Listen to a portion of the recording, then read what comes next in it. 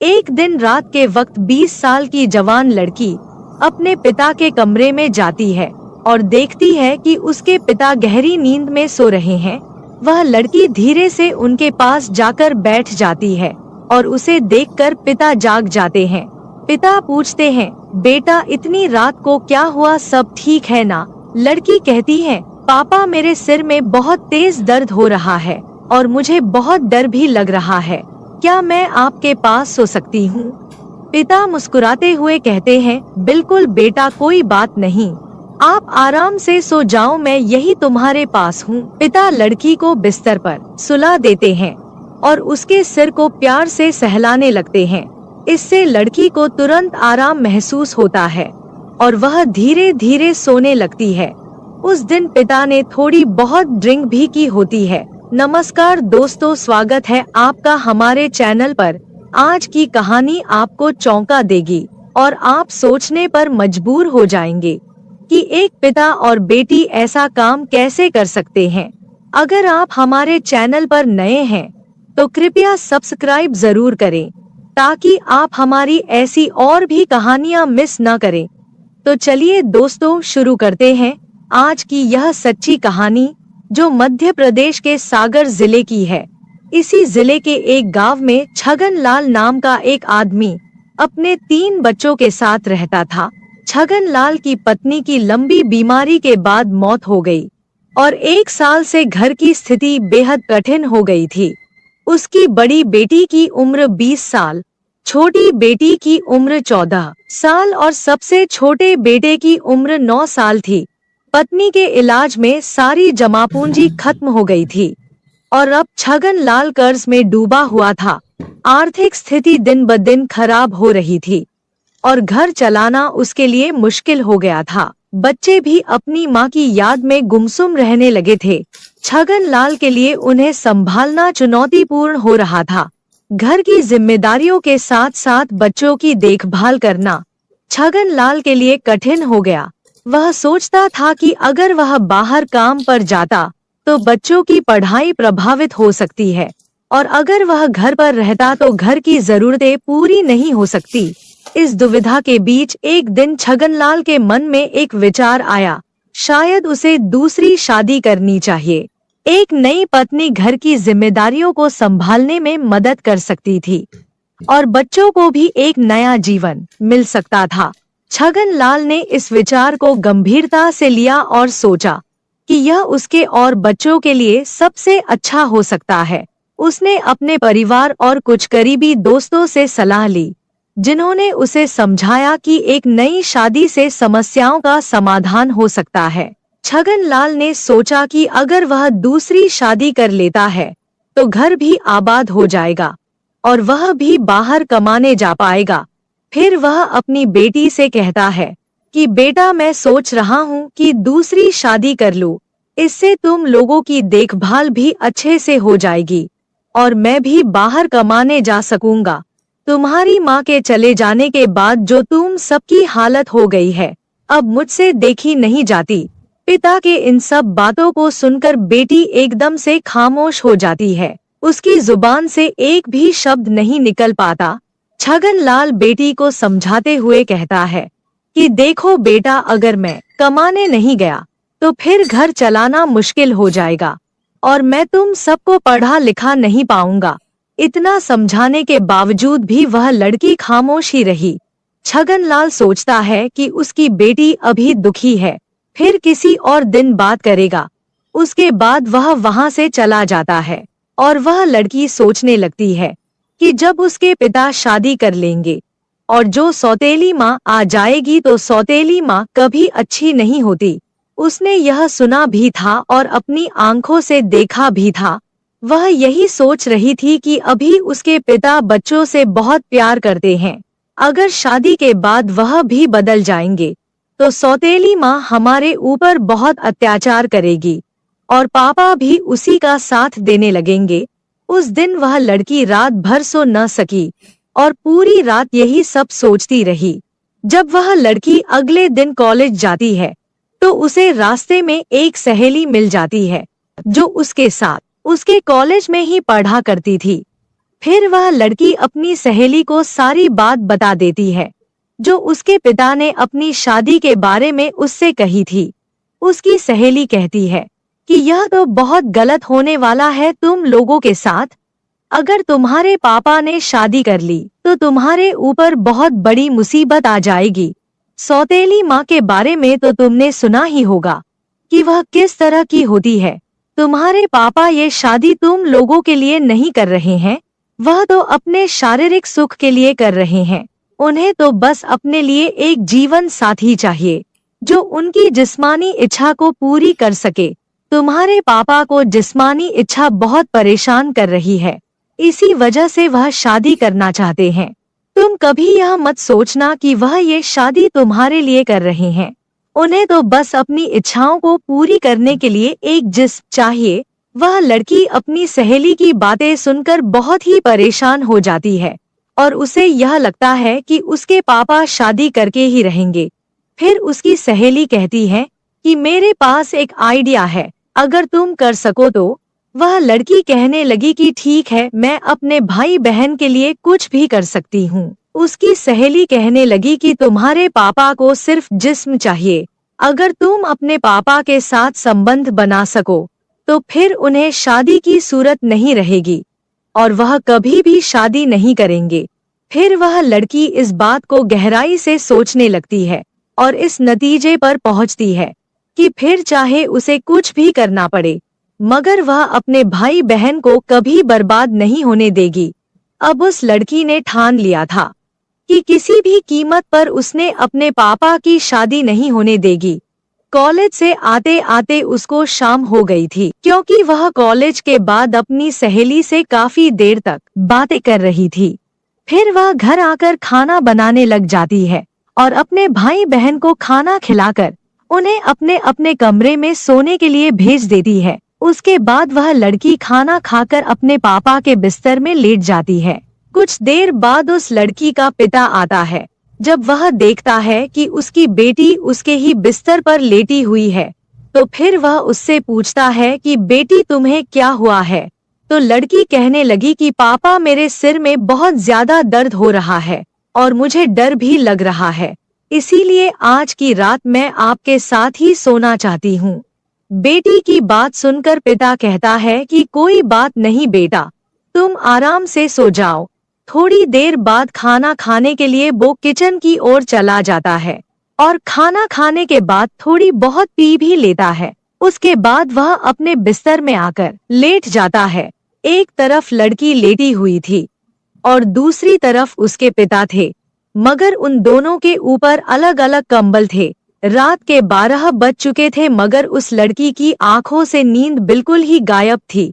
उसके दिमाग में तो उसकी सहेली की बातें और सौतेली माँ की तस्वीरें घूम रही थी। जब लड़की ख्यालों की दुनिया से बाहर आई तो उसने देखा कि उसके पापा तो गहरी नींद में सो गए हैं।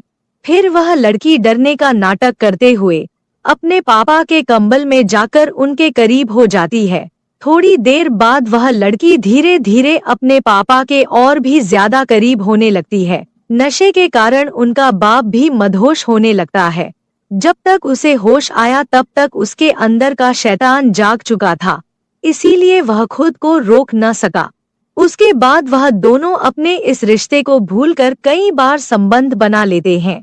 अगली सुबह जब सोकर उठते हैं तो दोनों ही बहुत खुश थे। उन्हें किसी भी तरह की कोई शर्म या पछतावा नहीं था। उसके बाद तो यह सिलसिला आए दिन ही चलने लगा।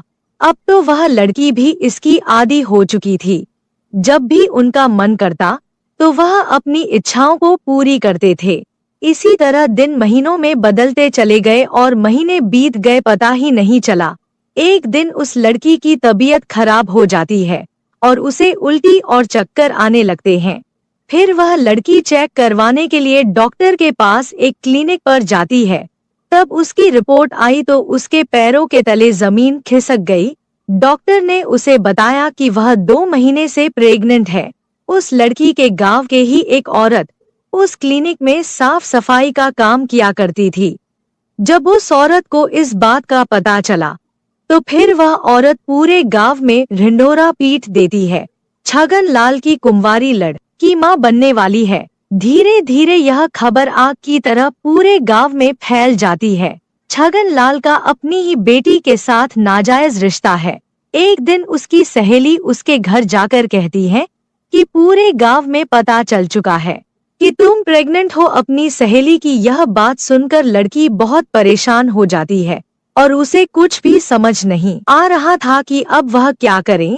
वह सोच रही थी कि अब तो उसके पिता की बहुत बदनामी हो जाएगी और वह भी किसी को मुंह दिखाने लायक नहीं रहेगी। एक दिन शाम के वक्त वह लड़की मार्केट से कुछ सामान लेने चली जाती है तो रास्ते में उसे मोहल्ले के कुछ लड़के छेड़ने लग जाते हैं। अश्लील बातें करके उसको परेशान करने लगते हैं और उसका बहुत ही मजाक उड़ाते हैं। वह लड़की बहुत शर्मिंदा हो जाती है और सामान खरीद कर घर वापस आ जाती है। घर आ जाने के बाद वह लड़की रात का खाना बनाने लगती है।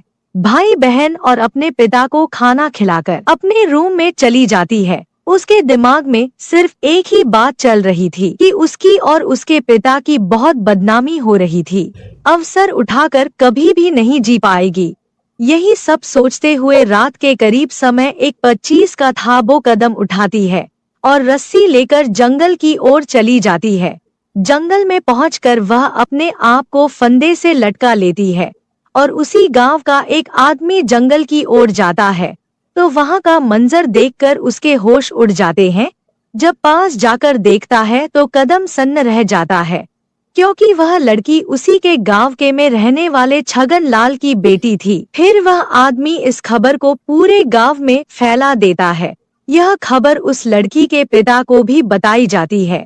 उस लड़की के पिता और गांव के सभी लोग जंगल की ओर चले जाते हैं और उन्हीं में से कोई पुलिस को भी फोन कर देता है। थोड़ी देर में पुलिस भी मौके पर पहुंच जाती है और उस लड़की को उतार कर उसका पोस्टमार्टम के लिए भेज देती है।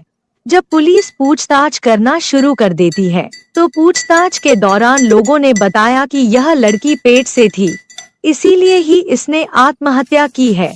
एक आदमी ने तो यह भी बताया कि इस लड़की का अपने ही पिता के साथ नाजायज रिश्ता था और जो इस लड़की के पेट में बच्चा है वह भी इसी के बाप का है। लोग तरह तरह की बातें कर रहे थे और यह भी कह रहे थे कि भगवान ऐसे बाप किसी बेटी को भी न दे। पुलिस फिर छगन लाल को पकड़कर थाने ले जाती है और पोस्टमार्टम रिपोर्ट के आने का इंतजार करती है। इसी दौरान उस लड़की की सहेली को भी बुलाया जाता है और डर के मारे सारी बात वह लड़की बता देती है। तब तक पोस्टमार्टम रिपोर्ट भी आ जाती है और रिपोर्ट में साफ साफ लिखा हुआ था कि वह लड़की 2 महीने की प्रेग्नेंट थी। अब पुलिस छगन लाल से पूछताछ करना शुरू कर देती है। उसने इस बात को जल्द ही कबूल कर लिया कि उसने अपनी ही बेटी के साथ पिछले 5-6 महीनों से नाजायज संबंध थे। उसके बाद छगन लाल को अरेस्ट करके उसे कोर्ट में पेश किया जाता है और उसे 2 साल की सजा सुनाकर जेल में डाल देते हैं। दोस्तों कहते हैं कि बाप और बेटी को भी ज्यादा देर तक एकांत में नहीं रहना चाहिए, नहीं तो मन में गंदे विचार आ जाते हैं। अगर गंदे विचारों ने किसी के मन में एक बार घर बना लिया तो फिर उसे भगवान भी नहीं बचा सकते। फिर वह इंसान कुछ ऐसा कर बैठता है जिसके कारण पवित्र रिश्ते भी पवित्र शर्मसार हो जाते हैं। दोस्तों, इस कहानी को सुनाने का मकसद आपकी भावनाओं को ठेस पहुंचाना नहीं है, बल्कि आप लोगों को जागरूक और सचेत करना है। तो दोस्तों, यह थी हमारी आज की कहानी। कैसी लगी हमें कमेंट करके जरूर बताएं और यह भी बताएं कि आपको किसकी गलती लगती है, पिता की, बेटी की या फिर उसकी सहेली की जिसने उस लड़की को यह गंदा मशवरा दिया था। अगर कहानी अच्छी लगी हो तो चैनल को सब्सक्राइब और वीडियो लाइक जरूर कीजिएगा। मैं भावना एक साधारण सी महिला प्राइवेट स्कूल में पढ़ाने का काम करती थी। मेरी उम्र 25 साल हो चुकी थी और मेरी दुनिया मेरी माँ और 2 बहनों तक सीमित थी। घर में मैं सबसे बड़ी थी, लेकिन शायद मेरे बड़े होने का कोई खास मतलब नहीं था। मेरी तनख्वाह माँ के हाथों में जाती और उसने मेरी मेहनत से एक और प्रॉपर्टी खरीद ली थी। फिर भी जैसे जैसे वक्त बीता, मेरी जिम्मेदारियों में इजाफा हुआ, लेकिन मेरी जिंदगी वहीं ठहरी रही। मेरे काम से घर लौटने पर अक्सर ऐसा होता कि मेहमान आते और मैं चुपचाप अपने कमरे में चली जाती। एक दिन मैंने देखा मेरी छोटी बहन सजी धजी उन मेहमानों का इंतजार कर रही थी। मैं समझ गई कि वे मेरे लिए नहीं, उसे देखने आए थे। मेरी उम्मीदें चुपचाप ढह गईं। वक्त गुजरता रहा। मेरी उम्र 30 की हो गई, लेकिन माँ ने मेरी शादी की बात कभी नहीं उठाई, बल्कि उसने मेरी छोटी बहन की शादी करवा दी और मैं पीछे छूट गई। माँ की सगी बेटियों की शादी हो गई, पर मैं वहीं अटकी रही। समय और तेजी से गुजरा। अब मैं 35 साल की हो चुकी थी, लेकिन माँ अब भी मेरी शादी की बात नहीं करना चाहती थी। मुझे अब साफ साफ समझ में आ गया कि मेरी माँ मुझे केवल कमाई का जरिया मानती थी। उसकी नजर में मैं बस सोने का अंडा देने वाली मुर्गी थी। मैंने आखिरकार अपने शहर की नौकरी छोड़ दी और दूसरे शहर में नया जीवन शुरू करने का फैसला किया। वहां मैंने किराए पर एक घर लिया और एक प्राइवेट स्कूल में पढ़ाना शुरू किया। लेकिन किस्मत ने यहां भी साथ नहीं दिया। कुछ ही महीने में स्कूल बंद हो गया, क्योंकि शिक्षकों को समय पर वेतन नहीं मिलता था। मैं भी बाकी शिक्षकों की तरह इस्तीफा देकर घर लौट आई। अब मेरे पास ज्यादा पैसे नहीं बचे थे। इस नई परिस्थिति से जूझते हुए मैंने अपने घर में ही ट्यूशन शुरू करने का सोचा। दरवाजे पर ट्यूशन क्लासेस का बोर्ड लगते ही कुछ ही घंटों में पहले विद्यार्थी का आगमन हुआ। धीरे धीरे 5-6 बच्चे पढ़ने आने लगे और जिंदगी दोबारा पटरी पर आने लगी थी। फिर एक दिन एक 15 साल का लड़का अभिषेक मेरे पास पढ़ने आया। उसकी उम्र बाकी बच्चों से ज्यादा थी, इसलिए उसने अपना ट्यूशन का समय अलग करवा लिया। पहले पहले तो सब ठीक था, लेकिन कुछ दिनों बाद उसकी हरकतों ने मुझे हैरान कर दिया। अभिषेक ट्यूशन में आते ही अपनी गोद में बैग रखकर मुझे देखता रहता। एक दिन जब मैं बोर्ड से पीछे मुड़ी तो देखा उसकी नजर बोर्ड पर नहीं, मुझ पर थी। उसकी आंखों में कुछ अजीब सा था। और फिर उसकी गोद में रखे बैग की हलचल ने मेरी बेचैनी और बढ़ा दी। मेरे कदम खुद ब खुद उसकी तरफ बढ़े। मैंने उसका बैग हटाया और जो दृश्य मेरे सामने था उसने मेरे पैरों तले जमीन खिसका दी। 15 साल का वह लड़का मुझे देखकर वहीं बैठे बैठे अपनी हदें पार कर रहा था। उस पल मेरे भीतर गुस्सा, शर्मिंदगी और घिन का तूफान उमड़ पड़ा। लेकिन मैं जानती थी ये लड़ाई सिर्फ अभिषेक के खिलाफ नहीं थी। ये लड़ाई मेरे जीवन के हर उस पल के खिलाफ थी जिसने मुझे पीछे धकेलने की कोशिश की थी। उसकी माँ की गोद में उसका 6 महीने का बच्चा था और पास ही उसका बड़ा बेटा अभिषेक खड़ा था। वो महिला मेरे पास आई और अभिषेक का एडमिशन कराते हुए बोली, मैडम, आप मेरे बेटे को कम से कम 4 घंटे ट्यूशन दीजिए। घर पर ये बहुत परेशान करता है और पढ़ाई में भी दिलचस्पी नहीं लेता। आपके डर से शायद ये थोड़ी पढ़ाई कर ले। उसने आगे कहा, मैं आपको एक्स्ट्रा क्लासेस के लिए कुछ ज्यादा पैसे भी दूंगी। अतिरिक्त पैसे किसे नहीं चाहिए होते। वैसे भी मेरा खुद का कोई परिवार नहीं था और न ही मुझे किसी पति को जवाब देना पड़ता था। इसीलिए मैंने खुशी खुशी उसके बेटे को एक्स्ट्रा क्लास देने के लिए हाँ कर दी। अगले ही दिन से अभिषेक ट्यूशन आने लगा। मुझे जल्दी ही समझ में आ गया कि अभिषेक पढ़ाई में काफी होशियार है। बाकी बच्चों के जाने के बाद भी उसकी एक्स्ट्रा क्लास चलती रहती थी। ट्यूशन के दौरान अभिषेक बहुत सी अच्छी बातें करता था। उसके साथ समय कब बीत जाता मुझे पता ही नहीं चलता। शायद क्योंकि मैं भी अपनी जिंदगी में अकेली थी, तो उसकी बातें सुनकर मुझे भी कोई सहारा मिल गया था। ऐसे ही दिन बीत रहे थे।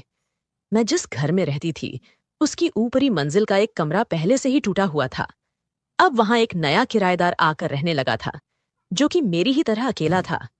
एक शाम की बात है, 6 बजे के करीब अभिषेक अपने घर जाने के लिए निकला ही था कि तभी वह नया किराएदार मुझे चाय के लिए बुलाने आया। उसकी बात सुनकर अभिषेक अचानक रुक गया और बोला, मैडम, मुझे मैथ्स के कुछ सवाल समझने हैं। ये कहते हुए वह मुझे क्लासरूम में ले आया। जैसे ही हम अंदर पहुंचे, मैंने उसे ब्लैक बोर्ड पर मैथ्स के सवाल समझाने शुरू कर दिए। लेकिन अभिषेक का ध्यान बिल्कुल भी मेरी पढ़ाई पर नहीं था। वो बस यूं ही मेरा समय बर्बाद कर रहा था। ये मुझे समझ में आ गया था। मैंने थोड़ी सख्ती से कहा, तू मेरा समय बर्बाद मत कर। तेरा ट्यूशन का समय खत्म हो गया है, अब घर जा। अभिषेक ने अचानक मेरे हाथ को पकड़ लिया और बोला, मैडम, आप बहुत अच्छी हैं। जब तक मैं वापस नहीं आता अपना ख्याल रखना। मुझे उसकी इस बात पर कोई खास ध्यान नहीं गया, लेकिन जाते वक्त उसका इस तरह का व्यवहार मुझे थोड़ा अजीब जरूर लगा। अगले दिन अभिषेक ट्यूशन के समय नहीं आया। तभी आसमान में बादल घिराए और तेज बारिश होने लगी। मैंने ट्यूशन में आए बाकी बच्चों को जल्दी ही छुट्टी दे दी। थोड़ी ही देर बाद जब मैं दरवाजे पर खड़ी होकर बारिश का आनंद ले रही थी, तभी मैंने देखा कि अभिषेक पूरी तरह से भीगा हुआ मेरी ओर आ रहा है। उसे इस हालत में देखकर मैंने जल्दी से उसे अंदर बुलाया और रुमाल फेंकते हुए कहा, जल्दी अंदर आ जाओ। अभिषेक घर के अंदर आते ही मुझसे लिपट गया। उसकी इस अचानक हरकत से मैं हैरान रह गई। वो रो रहा था। मैंने उससे पूछा, क्या हुआ अभिषेक, क्यों रो रहे हो? उसने सुबकते हुए कहा, आज मम्मी ने मुझे मारा है, मैं अब घर वापस नहीं जाऊंगा। उसकी बातें सुनकर मेरा दिल पिघल गया। उस रात वो घर जाने को बिल्कुल तैयार नहीं था। मैंने उसे खाना खिलाया, लेकिन फिर भी वो घर जाने को राजी नहीं हुआ। उसकी माँ भी उसे देखने नहीं आई और जब मैंने फोन किया तो उसका नंबर भी नहीं मिला। आखिरकार मैंने उसे अपने घर में ही सुला लिया। वो रात मेरे लिए भी अजीब थी, लेकिन कहीं न कहीं मैंने महसूस किया कि अभिषेक भी शायद उसी तरह अकेलापन महसूस कर रहा था जैसे मैं करती थी। वह रात भी ऐसी ही थी जब अभिषेक मेरे कमरे में सोया हुआ था। अगले दिन सुबह सुबह दरवाजे पर दस्तक हुई। अभिषेक की माँ खड़ी थी और जैसे ही मैंने दरवाजा खोला, उन्होंने रोते हुए कहा, आप इस लड़के को अपने घर में बिल्कुल भी मत रखिए, मैं इससे तंग आ चुकी हूँ, आप भी इसे निकाल दीजिए।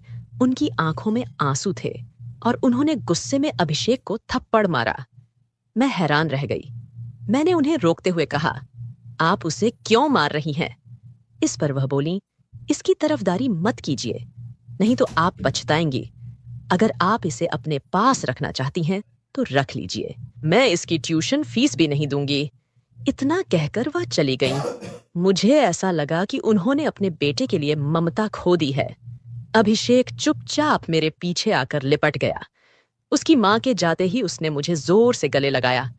उसकी मासूमियत देखकर मेरा दिल पिघल गया। मैंने सोचा, वैसे भी मैं घर में अकेली हूँ, कुछ दिनों के लिए अभिषेक को रख सकती हूँ। शायद उसकी माँ का गुस्सा ठंडा हो जाए और वह उसे वापस ले जाए। लेकिन ऐसा नहीं हुआ। अभिषेक की माँ ने उसके कुछ सामान दरवाजे पर छोड़ दिया और चली गई। मैं इसे क्षणिक गुस्सा समझ रही थी, मगर 2 दिन बाद पता चला कि वे लोग कॉलोनी छोड़कर किसी और शहर चले गए हैं। उनके फोन भी बंद हो गए थे। मैं यह बात अभिषेक से छिपाए रखी, क्योंकि उसे यह जानकर बहुत धक्का लगता कि उसके माता पिता उसे छोड़कर चले गए हैं। धीरे धीरे मैंने अभिषेक को अपने घर में ही रखना शुरू कर दिया। वह सुबह स्कूल जाता, शाम को ट्यूशन करता और रात को मेरे कमरे में आकर सोता। सब कुछ सामान्य चल रहा था, लेकिन एक रात कुछ अजीब हुआ। हमेशा की तरह उस दिन भी अभिषेक मेरे कमरे में सोने आया और लाइट बंद कर दी। वह अंधेरे में सोने का आदी था और उसकी आदत के चलते मैंने भी अंधेरे में सोने की आदत डाल ली थी। अचानक उस रात अभिषेक ने मुझे बहुत जोर से पकड़ लिया। उसकी पकड़ इतनी मजबूत थी कि मुझे यकीन ही नहीं हुआ कि वह 15 साल का लड़का है। मैं बहुत डर गई थी। ना तो मैं उठ पाई, ना ही उसकी पकड़ से खुद को छुड़ा पाई। लगभग आधे घंटे बाद वह अलग हुआ। मैं कांप रही थी और डर के मारे हॉल में चली गई। सुबह अभिषेक जब कमरे से बाहर आया तो वह ऐसे व्यवहार कर रहा था जैसे रात में कुछ हुआ ही नहीं। मैं उसे कुछ कहने ही वाली थी, तभी वह किचन की ओर बढ़ गया। उसकी मासूमियत देखकर मेरे मन में उथल पुथल मच गई। उसने मेरे लिए चाय बनाई और मेरे कमरे में मेरा इंतजार कर रहा था, मानो कुछ हुआ ही ना हो। वो मेरे कमरे में था और अचानक उसे देखकर मैं थोड़ी शर्म से भर गई।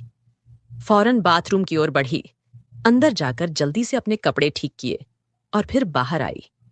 बाहर आते ही मैंने अभिषेक से सवाल किया, अभिषेक, तुम्हारी तबीयत ठीक तो है ना? रात को तुमने मुझे इतनी जोर से क्यों पकड़ा था?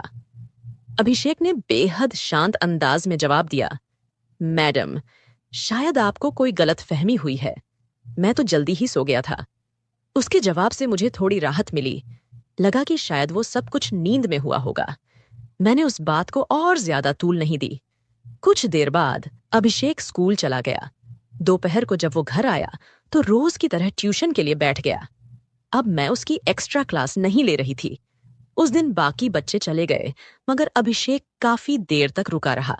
मैं उसे बोर्ड पर गणित के कुछ सवाल समझा रही थी और मेरी नजर बोर्ड पर ही थी।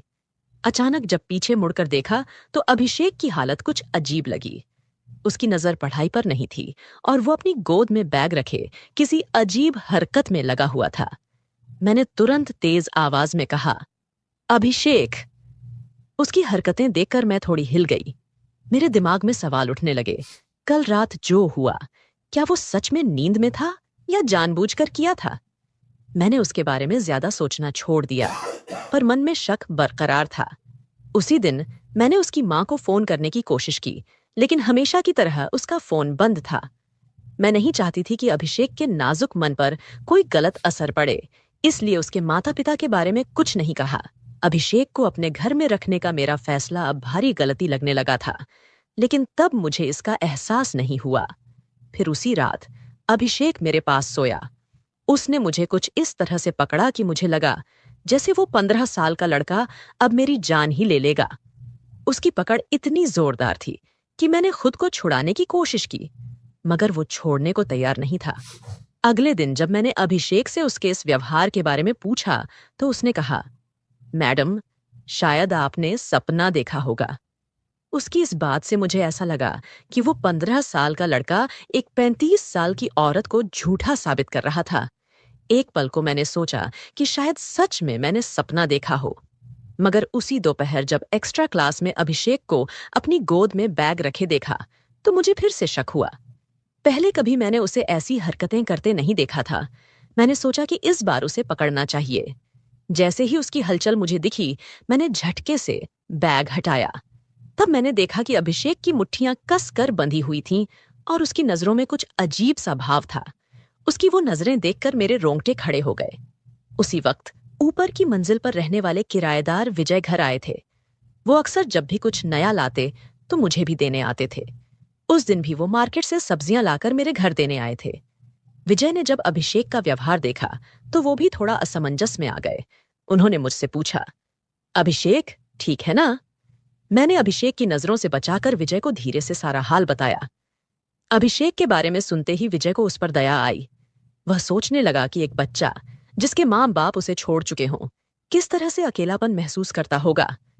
विजय ने अभिषेक से कहा, तू अपनी मैडम को परेशान करने की बजाय आज से मेरे साथ मेरे कमरे में रह जा। लेकिन अभिषेक के चेहरे पर गुस्सा साफ दिखाई दे रहा था। वह मेरे पीछे छिपते हुए विजय को घूरने लगा और बोला, मैं अपनी भावना मैडम को छोड़कर कहीं नहीं जाऊंगा और तुम भी आज के बाद मेरी मैडम के पास मत आना। यह अभिषेक का वही रूप था जिसे मैं समझ नहीं पा रही थी। उसकी ये अचानक की गई बदतमीजी ने मुझे चौंका दिया। मैंने उसे डांटते हुए कमरे में भेज दिया। विजय ने भी चुपचाप अपनी लाई हुई सब्जी मेरे पास रखी और वहां से चला गया। पर मुझे महसूस हुआ कि कुछ तो अजीब हो रहा है। रात को सोते वक्त अभिषेक अक्सर कुछ बड़बड़ाता, कभी शादी की बातें, कभी मेरे साथ भविष्य के सपने। पर ये बातें मुझे अजीब लगती। मैं जानती थी कि कुछ गड़बड़ है, लेकिन ये समझ नहीं पा रही थी कि आखिर ये सब क्यों हो रहा है। एक रात मैंने अभिषेक से कहा कि वह बाहर हॉल में जाकर सो जाए, पर उसने मेरी बात नहीं मानी। जिद करके वह मेरे कमरे में आया और आते ही कमरे की सारी लाइट्स बंद कर दी। कमरे में घुप अंधेरा हो गया और अभिषेक मेरे पास आकर लेट गया। आधी रात के करीब मुझे अचानक महसूस हुआ कि अभिषेक का बर्ताव फिर से अजीब हो रहा है। इस बार उसने धीरे धीरे मेरे शरीर पर हाथ फेरा और मुझे कस कर पकड़ लिया। मैं घबराई और जोर से चिल्लाने लगी।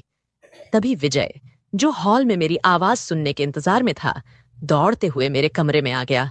विजय को मैंने पहले ही अभिषेक के बदलते व्यवहार के बारे में बता दिया था और उसकी मदद के लिए बुलाया था। कमरे में आते ही उसने लाइट ऑन की। जब मेरी नजर अभिषेक पर पड़ी तो उसका चेहरा पूरी तरह बदल चुका था, गंभीर और खौफनाक। उसके हाव भाव देखकर मैं बुरी तरह डर गई थी। विजय ने किसी तरह अभिषेक से मुझे छुड़ाया, लेकिन अभिषेक बिस्तर पर ऐसे पड़ा था जैसे वह पूरी तरह से जड़ हो गया हो। उसके हाथ पैर अकड़ गए थे, आंखें कसकर बंद थीं और वह कांप रहा था। यह देखकर हमें बिल्कुल समझ नहीं आ रहा था कि उसे अचानक क्या हो गया। बिना देर किए हमने अभिषेक को अस्पताल पहुंचाया। अस्पताल में डॉक्टरों ने बताया कि अभिषेक को मिर्गी के दौरे पड़ते हैं और सही इलाज न होने की वजह से उसकी हालत बिगड़ती जा रही थी। डॉक्टर ने यह भी कहा कि अगर अभिषेक को समय पर अस्पताल नहीं लाया जाता तो उसकी जान भी जा सकती थी। डॉक्टर की ये बातें सुनकर मैं स्तब्ध रह गई। पिछले कुछ दिनों में अभिषेक के साथ एक गहरा संबंध बन चुका था, जैसे वह मेरे परिवार का हिस्सा हो। 2 दिन बाद अभिषेक को अस्पताल से छुट्टी मिल गई। घर लौटते ही वह मेरे पैर पकड़कर रोने लगा। तब मैंने उसे सांत्वना दी और कहा कि वह घबराए नहीं, सब कुछ ठीक हो जाएगा। जब मैंने अभिषेक से पूछा कि क्या उसके माता-पिता का हालचाल है, तो उसकी आंखों में एक अदृश्य दर्द था। मैडम, उसने धीरे से कहा, मेरे माता-पिता इस शहर को छोड़ चुके हैं। जब माँ ने मुझे मार पीट कर घर से निकाला, तो उसने कहा था कि मैं इस शहर से चली जाऊंगी। अभिषेक ने अपने अतीत का एक चौंकाने वाला रहस्य उजागर किया। जिस महिला को आप मेरी असली माँ समझती हैं, वह वास्तव में मेरी जन्म माँ नहीं है। मुझे अनाथालय से गोद लिया गया था जब मैं केवल 6 साल का था। उन लोगों की शादी को 7 साल हो चुके थे और उनके पास कोई संतान नहीं थी। कुछ साल बाद जब उन्हें अपना बच्चा हुआ, तो माँ का मुझसे प्यार घटने लगा। उसकी आवाज में आंसू थे जब उसने कहा, जब मैंने ट्यूशन के लिए आना शुरू किया, तब मैंने देखा कि आप मुझसे प्यार से बात करती थीं। उस दिन जब मेरी माँ ने मुझे घर से बाहर निकाला, तो मैं आपके पास शरण लेने आया। आपने मुझे अपने घर में बिना किसी शर्त के रखा। विजय ने इस स्थिति को सुनकर कहा, अभिषेक, अगर तुम्हें कोई आपत्ति नहीं है, तो मैं तुम्हें गोद लेना चाहता हूं। विजय और मैंने अपनी अपनी कहानियां साझा की। उसने बताया कि कैसे उसके समाज में उसके मेडिकल टेस्ट के कारण उसकी शादी नहीं हो पा रही थी। मैंने विजय को बताया कि मैंने अपनी शादी के बारे में कभी सोचा नहीं था, लेकिन उसकी अच्छाई ने मुझे अपनी सोच बदलने पर मजबूर कर दिया। हमने कानूनी रूप से अभिषेक को गोद लिया और हम तीनों एक नया परिवार बन गए। भगवान हमें किस रास्ते से जोड़ देगा, यह कहना मुश्किल है। मेरे अपने लोग मुझे छोड़ चुके थे, लेकिन विजय ने मुझे एक नया जीवन दिया और अभिषेक ने मुझे मातृत्व का अनुभव कराया। तो दोस्तों, यह थी आज की कहानी।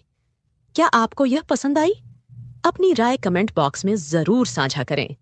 अगर आपको कहानी पसंद आई तो वीडियो को लाइक करें और हमारे